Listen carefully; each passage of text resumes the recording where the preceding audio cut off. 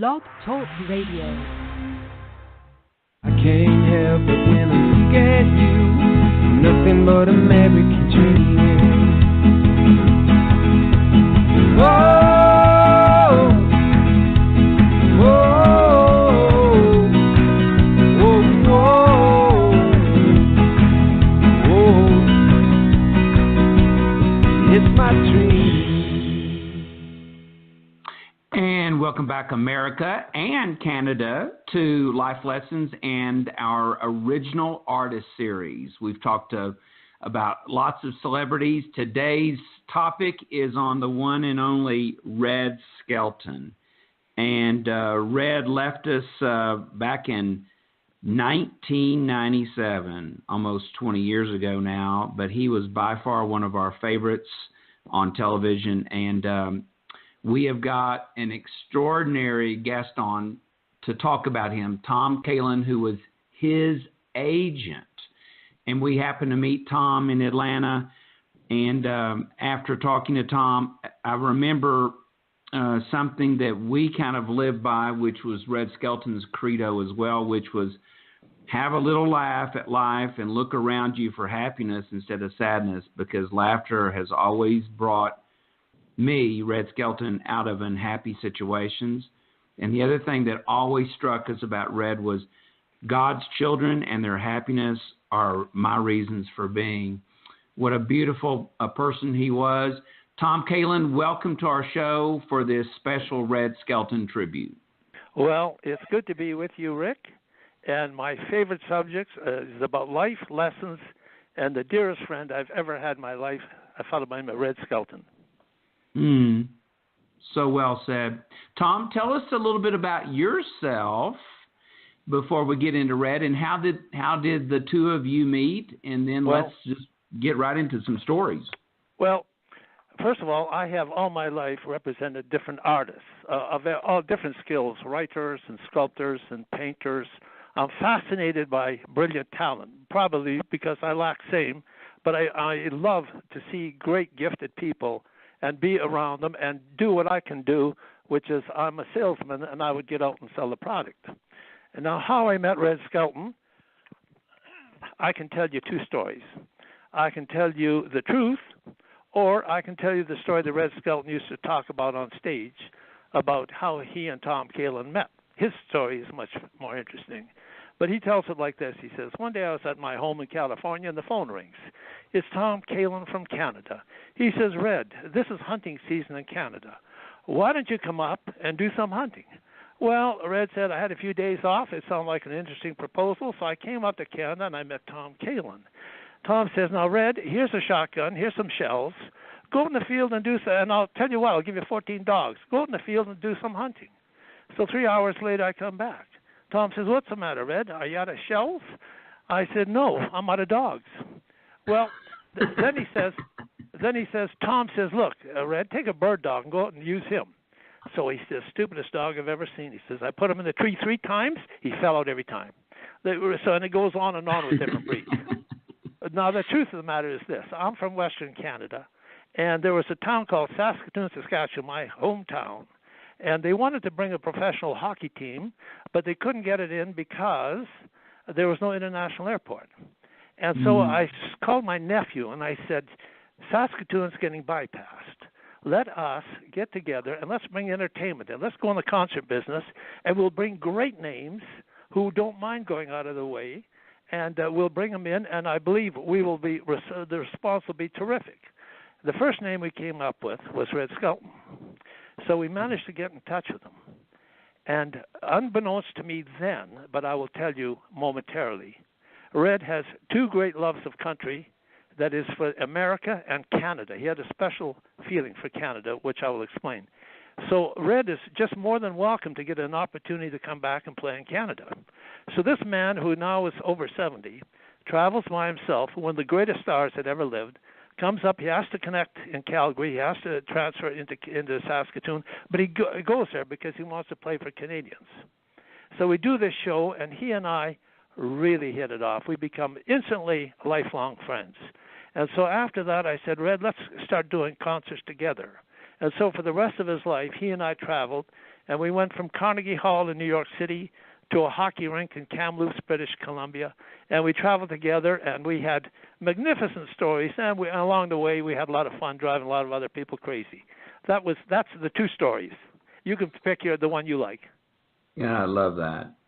He's one of those original artists that started as a child and went through all different stages of entertainment. Share a story about his beginnings and what actually occurred at the beginning of Red's career. Well, we might not be having this conversation if it wasn't for an incredibly talented fellow by the name of Ed Wynn. Red Skelton, a young boy in Vincennes, Indiana. At 10 years of age, his father had died before he was born. The mother was raising 4 sons, and there was no cash flow except what they could scratch out. One of Red's earliest jobs was as newspaper boy, standing in front of the Pantheon Theater in Vincennes, Indiana. Late one afternoon, a fellow comes by, and he says to the boy, he says, "Have you ever been in the theater?" And Red says, "Oh, no." He says, "I never had the money to buy a ticket." Well, the fellow says, "Look, I'm going to buy all your newspapers. You go home, get your mother, come back, and there'll be tickets waiting for you at the box office. Come in and see the show." So Red gets to the show, and who comes out on stage but that fellow, who happened to be Ed Wynn, one of the greatest talents, another great American talent. And Red says, "My gosh, that's my friend." Now, Red and he became great lifelong friends. And that was the mentoring of Red. He tells me he goes home with his mother. At age 10, he says, "I know what I'm going to do with my life. I'm going to be like him. I'm going to make people laugh." And Red, at Edwin's funeral, 1966, he was a pallbearer along with Walt Disney. And Red did the eulogy. And his closing line was, "Edwin's death is the first time he ever made anyone sad." That was the feeling that Red had for him. But that was his beginning of show business, and that was told him, "I have a purpose in my life." At age 10, he knew exactly what he was going to do. It didn't matter what the aches and pains were, and there were times we had to bring him on stage in a wheelchair. He'd jump up and dance for 2 hours, and then we have to drop the curtain, take him back, and he'd rest for a bit. Then he'd go out the stage door, and he'd put on another show for the fellows out in the street. It just didn't stop. Is it true, Tom, that he went into show business because he said, "I was hungry"? Were times that tough? Times were incredibly tough. There is a homestead bought by the city of Vincennes, Indiana, where he was born. And he told me a story once, the mother having to scratch for groceries. And he tells me a story once, one evening, the mother brings the 4 boys to the table. She says, "Boys, I'm going to make you a deal. I can make dinner for you, or I can give you 10 cents, and you can all go to bed. And what's your choice?" Well, the boy said, "Mom, we'll take the 10 cents. Next morning, they gathered at the breakfast table. Mother says, "Okay, boys, do you want to make me breakfast?" And they said, "Oh, yeah, Ma." And Ma said, "Okay, boys, but it's going to cost you 10 cents each." The mother scratched, but anyhow, the boys made it, and I think that was the resourcefulness that Red had such a feeling for everyone. Like, it didn't matter whether you were the president of the United States, you're a pauper, you were whatever, a pope. It was all equal. Red had the circumstances where he knew what it was like to be down and out, and he had a special feeling for anybody who was suffering, and that's where he made sure that everybody was treated equally. We would always get to the theater before 7 o'clock. We started our shows at 8:01, but Red and I would be there before 7 when the doors were still closed. And he would walk on stage, and he would look and study the theater. He was a great thespian. He would study the size of the stage, the far corners, how he was going to perform to make sure the guy who had the cheap seats got the same show as the guy in the front row. Then after the show, and he would go for 2 hours. He was the opening act, the intermission. He did the whole thing. Anyhow, later in the evening, say it'd be about 11 o'clock, and the theater's dark. There's only us and the security. He would walk out back on stage, and he'd stand there, and he'd look out. It was black, it was dark, it was silent, and nobody there. But he would say to me, he'd say, "Look at this." He says, "An hour or two ago, I had some importance. Now it's just silence. I'm right back to zero. So, Tom, let's get back and go to work. My job was to sell the tickets, because he would say to me, Tom, I cannot make an empty chair laugh. Make sure that sold-out sign is working. And I always did. Tom, that is beautiful, insightful stories. I don't want to miss a big point here, though, and it's about the two of you were really best friends and business partners. What advice do you give to the next generation of individuals that are considering partnering with someone else about trust and understanding and listening to each other to be successful? Well, fulfill your duty. I never had a problem. Red and I were always close because we had a contract, and I had to make certain payments, as you would expect. I always made them in time. The whole thing is keep your integrity, never lose it, and if you do, it's gone forever. So we had a great sense of trust, but those things are built with time and reputation. So that was the whole thing, and so consequently, without that, there's no future. It doesn't matter what you do for a living. The integrity was the main thing, and work that and never, ever let that shrug. It's beautiful. And I understand that the two of you often exchange gifts with each other. Tell us about that. Well, just before he died, he had done a painting of a clown painting a cello. And he sent it to me just before Christmas, and right after Christmas, his secretary called me. She says, Tom, did you get the painting? I says, I've got it on the wall in front of me. I love this painting. Well, she says, I told him, I said, Mr. Skelton, you didn't paint the strings on the cello. And Red says, well, just tell Tom the guy's playing Silent Night. Then on the back of the painting he had written, to my dear friend Tom, time stands still. It is we who move on. And when you hear people complaining they don't have enough time, don't worry about time. It'll be here a billion years from now. It is us who are moving on. There's a little relativity there. But that was two sides of Red. The comic side, and the side is he understands where life is going. And, as you said, he always said, have some fun, have some laughs. We don't get out of this earth alive, so enjoy yourself. Indeed. Why is it that there are no longer characters exactly like Red Skelton? And is this whole idea of being a self-taught artist, is that something that's impossible today? Yes, things have changed. Well, here's the situation as you take Red through his medicine shows. Incidentally, right after the Ed Wynn experience, Red wanted to get right into show business, and a traveling medicine show came to town. He auditioned for him, and he got the job. So at 10, he left home, and he went with the traveling medicine show, and he was telling me they paid him $10 a week. He would send $5 home, and he would keep $5 for his expenses. Then from there, he went into vaudeville. And if you look at the characters of vaudeville, here's the thing. These people that whose names you know, Bob Hope, Milton Berle, George Burns, Gracie Allen, Eddie Foy, first of all, they were superbly talented. And as he said, if you've got the talent, it will come through a brick wall. So the whole question is that there was a very big shakeup. But these fellows, they were so talented. If you look at their careers, they were great everywhere. They were great on vaudeville. They made it in the movies. They made it on television. They went on the concert circuit. Red Skelton is in every Hall of Fame that the Americans have to offer. He's in the Hall of Fame of the movies, the comedy, radio. He was a star in radio. Those fellows could do it all. James Cagney is another one. They could just do it all. So it was just a rare thing. It's not a common thing, but one of those things those guys always told me, especially as you get older, stick with what you're good at. And so as Red aged and some of his physicality wasn't working as well, he couldn't get down on the floor and get up again quite easily. So he would stay with it, and he would do things that he would be terrific at. And you think, this guy's as great as ever. Well, they're smart. That's the difference. So interesting.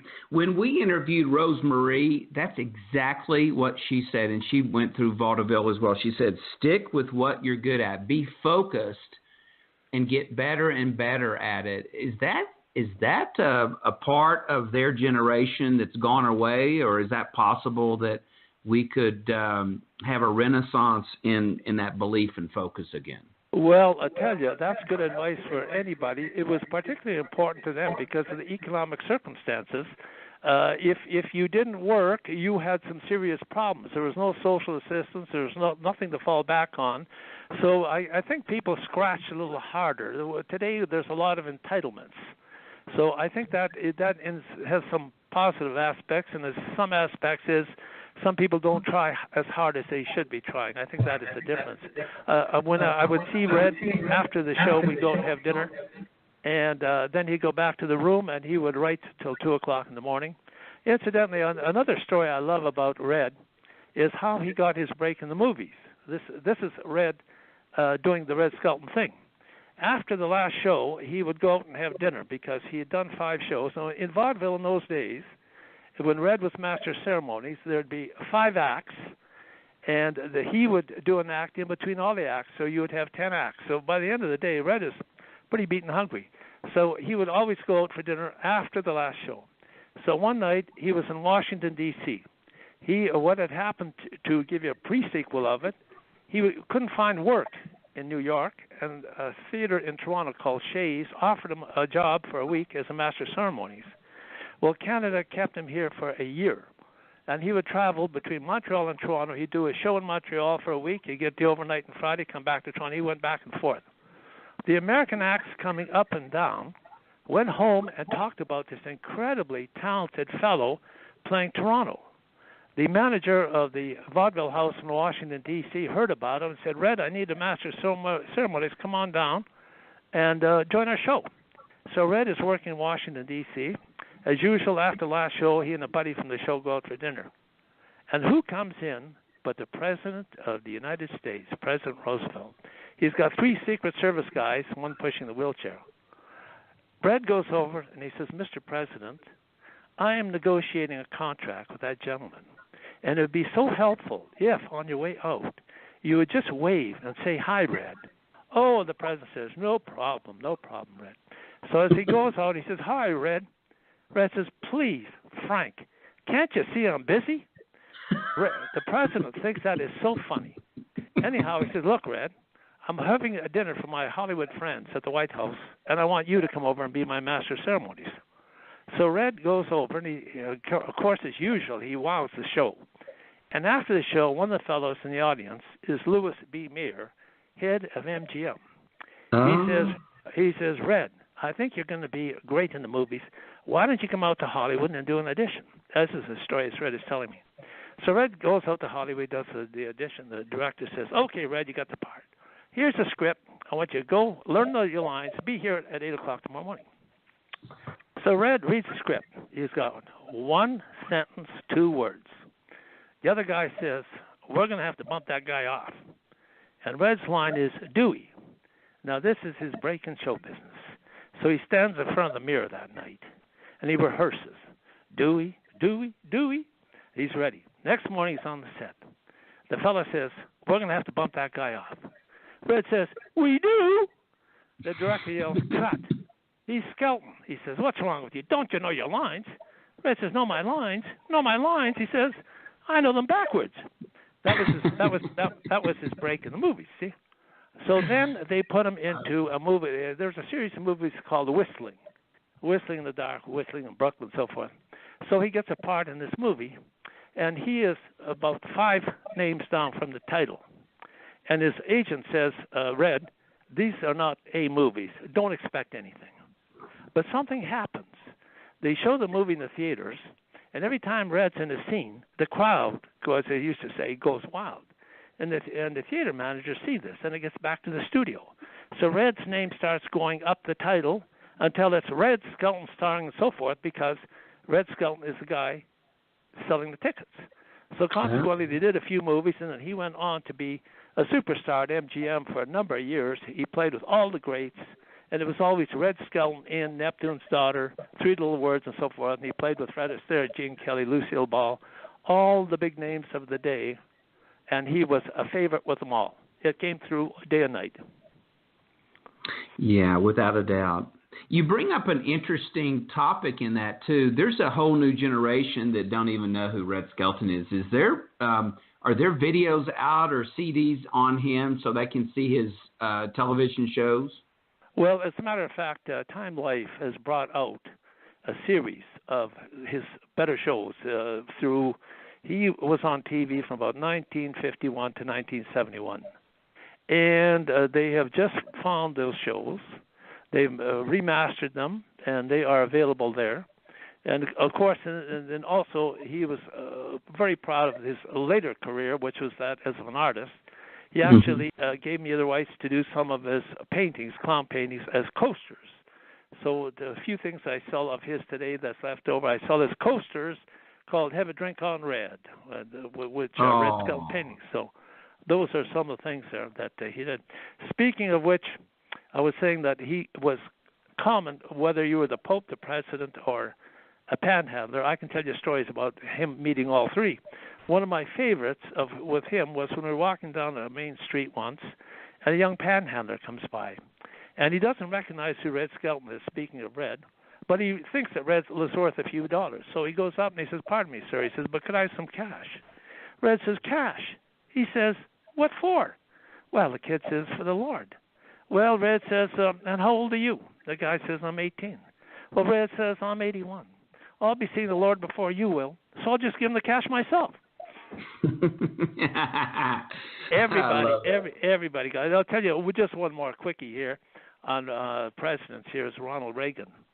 Is that he and Reagan were very good friends, and quite often Red had the President Reagan on as a guest of a show back in Reagan's acting days. And consequently, Red was invited to the White House for a Reagan dinner. And so someone else was telling me there was a reception line, and the President and Mrs. Reagan are at the door shaking hands. And it's very formal. And Red's in the line. And when Red gets up to the President, he says, Ronnie Reagan, where have you been?" And he gives a big hug like he was lost or something. You know? The President thought that was hilarious. So he could entertain you. He didn't care where you came from or what you were worth. You got the show. It only took one person. That's right.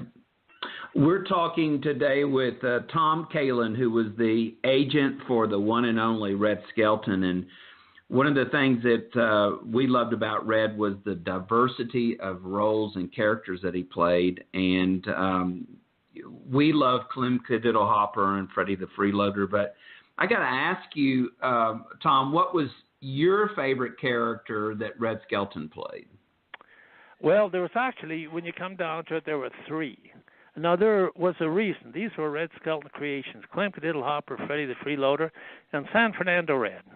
There was a reason for them because it was like Red looked at life around him, and he'd take these observations, and he'd create him into a character, and then he would put that character on stage, and he'd make some statements, you see.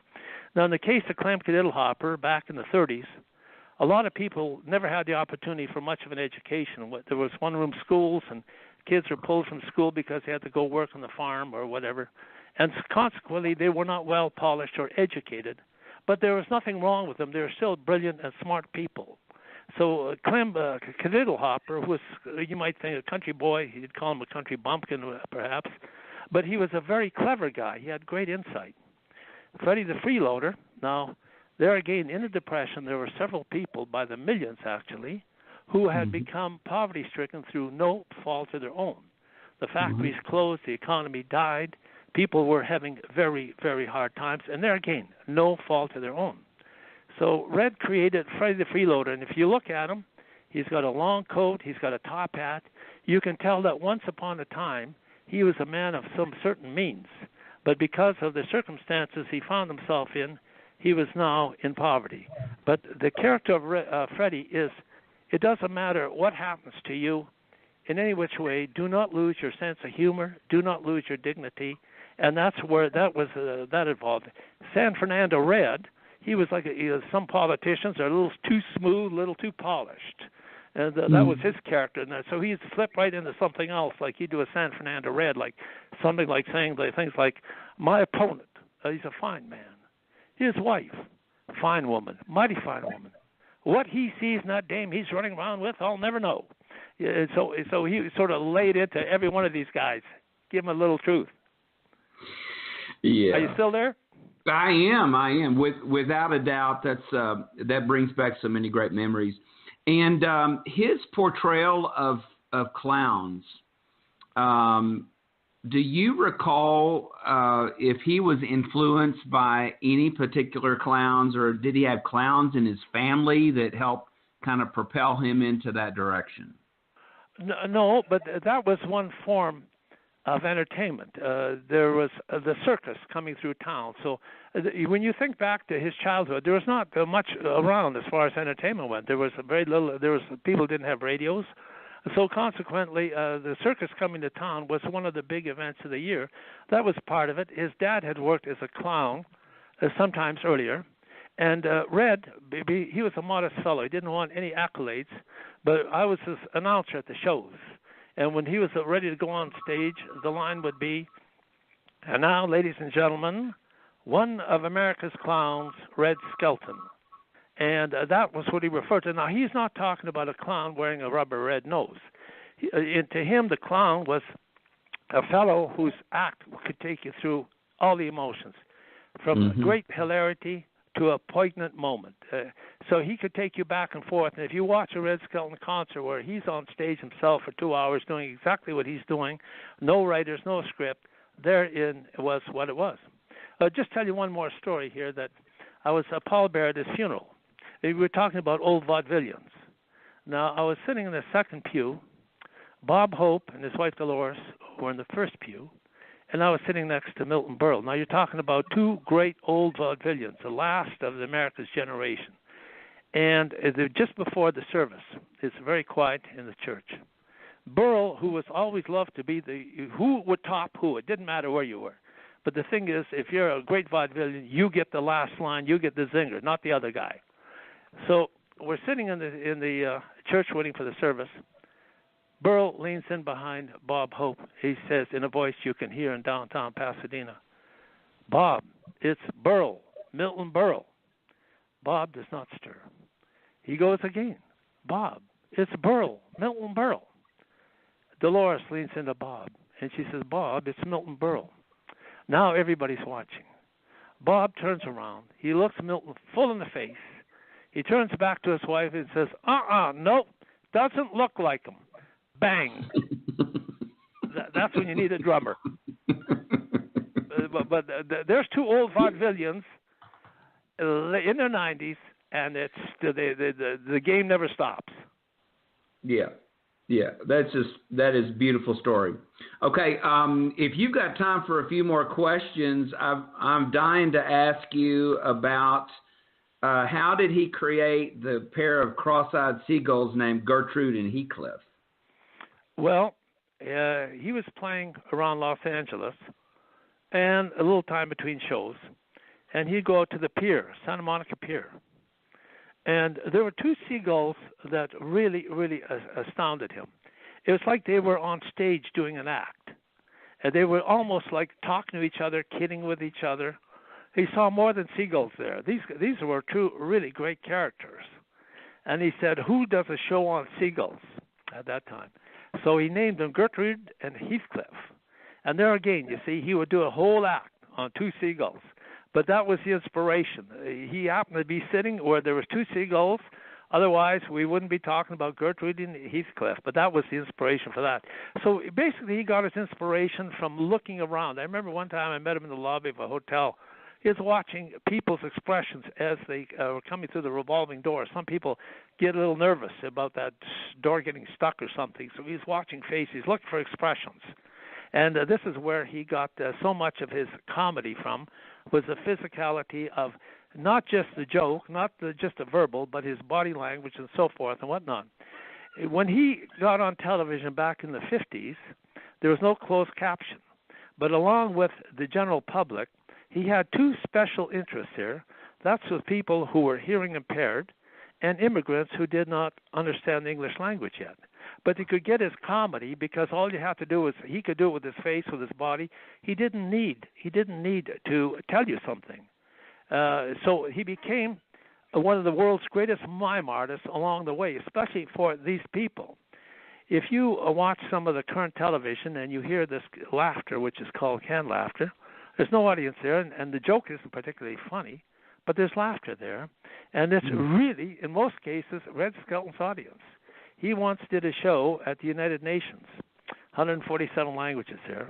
Not a word was spoken. They had a program, so they titled all his different mimes, and that's all he did. He never said a word, but it was hilariously funny. Of course, he taped it, and that's where they got all the laughter. So all they have to do with another show is take Red's audience laughter, pump it in, and you think something funny is going on. But that was the other part of that. Yeah, thank you for sharing that. Tom, I want to close the show on a special note that growing up in the 50s and 60s in a country, our country, that was very much focused on core values of faith and patriotism, every show he ended was, to my recollection, good night and may God bless. And that is right. And he must have been a man of great faith. And here his name pops up in 2002 when we were having this argument about whether under God should be a part of the U.S. Pledge of Allegiance. Tell us about Red Skelton, the man of faith, and what that meant to you and to all of his friends and to his audience. Yeah, okay. Now, Red never said, God bless. He used to make that point to me. He said, I've never said that. Because that presumes that you've been authorized by God to speak on God's behalf. That was where the may God bless come in. And growing up in that great country of America and appreciating the opportunity that was there, and back in the late 60s, there was all this protest. There was all this anti-American, the flag burning and so forth and whatnot. Red did a painting of Freddie the Freeloader with a fire extinguisher putting out a burning American flag. He was quite patriotic about that. He went up to West to do a show for the cadets. The reason I know this is because I asked him once, I said, Red, what's the greatest standing ovation you've ever had? And he's had thousands of them. He said it was the cadets at West Point. He decided that the Pledge of Allegiance should be studied better than just memorized, mumbled, or rotated through words that are meaningless. So he did this interpretation line by line, which he has done. But when you stop and think about what he said then and how appropriate it is today, he was certainly a man of great vision. That was just another aspect of Red. When he came to Canada, we did a concert in Ottawa, our capital here, and we always get to town a day or two ahead of time. So he likes to talk to the local people, get the local community interests and so forth, do some comedy locally and so forth and whatnot. So we were touring around Ottawa. We went to Parliament. We met people and so forth and whatnot. There were several protests in the city. And he says, why are these people protesting? They live in such a great country. So he says, I'm going to do something about that on the show tomorrow. So he gets a copy of our national anthem. And he does what he did for the Pledge of Allegiance. He did it for our national anthem, which starts, "O Canada." And then he puts this bit in there. I see mountains and valleys and rivers and trees. There's truly Mother Nature's bounty, and so forth. And then that night, he read it to the audience in Ottawa. And at that time, Canada was having its own problems. We were having a problem about should Canada separate and break up and so forth.